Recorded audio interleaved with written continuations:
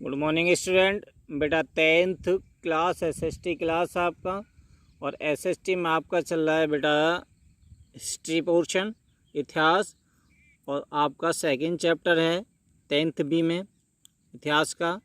और आज हम बात कर रहे हैं सत्याग्रह का विचार। इसके ऊपर बात करेंगे आप, सत्याग्रह का विचार गांधी जी के मन में कैसा आया, और इसका मतलब मैंने आपको बता दिया है नेक्स्ट वीडियो में। ठीक है, देखिए सत्याग्रह के विचार में सत्य की शक्ति पर आग्रह या निवेदन या बल, मतलब हमें सत्य कार्य करने हैं, हमें झूठ नहीं बोलना है और अहिंसा की तरफ, हिंसा की तरफ नहीं जाना है। मतलब किसी को मारना नहीं है, ज़बरदस्ती किसी को आग नहीं लगानी, आगजनी नहीं करनी है, तोड़फोड़ नहीं करनी है। हमें केवल सत्य के सहारे अंग्रेज़ों से लड़ना है, महात्मा गांधी का कहना था, और उसी में हमारा विजय होगी, मतलब हमारा देश स्वतंत्र होगा।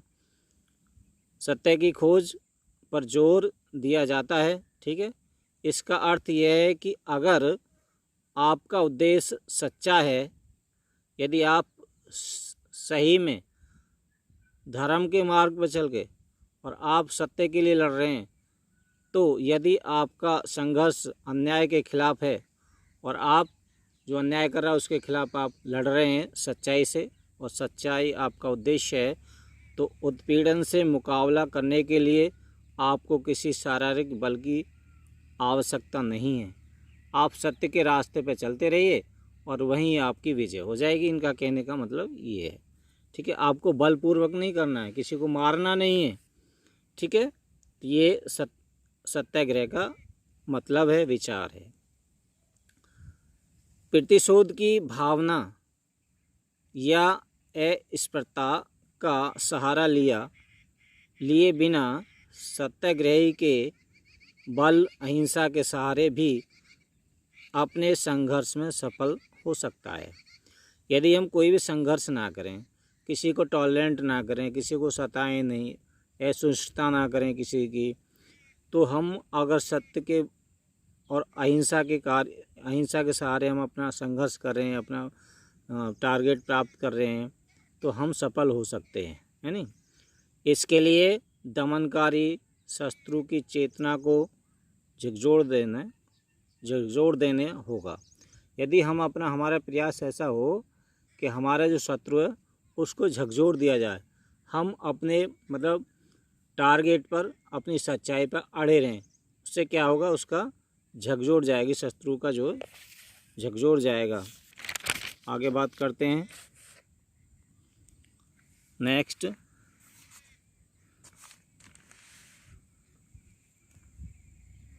आता है आपका रॉयल एक्ट। रॉयल एक्ट क्या था, रॉयल एक्ट के बारे में बात करते हैं। रॉयल एक्ट आया था 1919 में।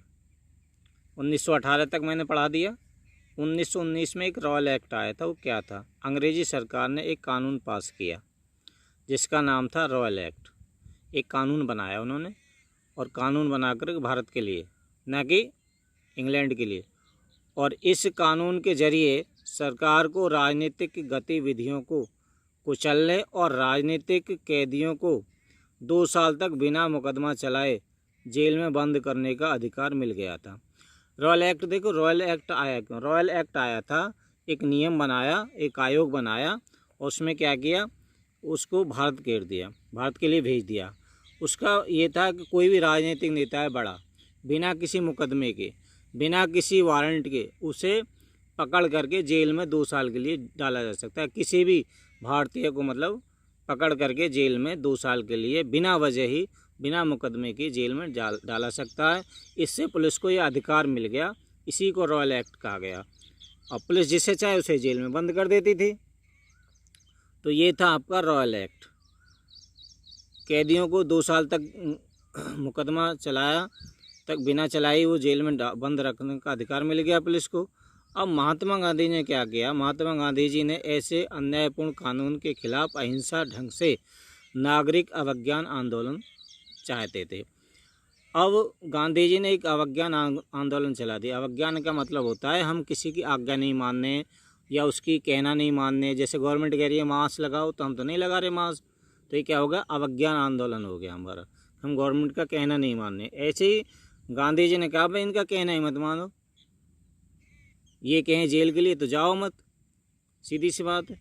तो ये अवज्ञान आंदोलन उन्होंने गांधी जी ने चलाया। तीसरा तर्क उनका क्या था, इसके लिए रॉयल एक्ट प्रारंभ कर दिया गया और ये प्रारंभ किया गया था 6 अप्रैल 1919 को। रॉयल एक्ट ये ध्यान रखना आ जाता है, फिल इन द ब्लैंक बहुविकल्पी में आ जाता है और एक नंबर के क्वेश्चन में बोर्ड में पूछ लिया जाता है कि रॉयल एक्ट कब आरंभ किया गया था। तो 6 अप्रैल 1919 को रॉयल एक्ट आरंभ किया गया था। ठीक है, वो मैंने आपको बिल्कुल लगातार पढ़ा रहा हूँ। 1915 में गांधी जी वापस आए, 1916 में उन्होंने कहाँ आंदोलन किया, 1917 में कहाँ किया, 1918 में कहाँ किया, वो मैं सब आपको नेक्स्ट वीडियो में बता चुका हूँ। 1919 में आपका आया रॉयल एक्ट, ये ध्यान रखना, डेट बाय डेट चला। रॉयल एक्ट सत्याग्रह के विरोध में लोगों ने क्या किया। अब जब रॉयल एक्ट आया तो लोगों ने उसका विरोध कैसे किया, देखो उसके बारे में बात करते हैं।